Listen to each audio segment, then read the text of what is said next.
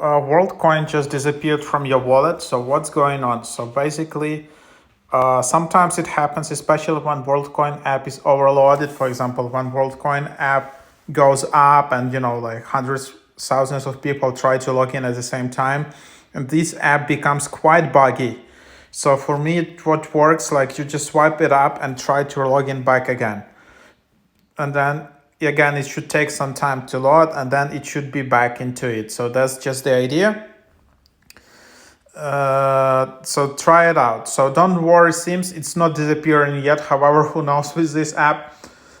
So just try that before reaching out to their support. I need to say this app is quite buggy overall. There are some glitches here and there, especially when a lot of people try to log in. So that's just what's happening.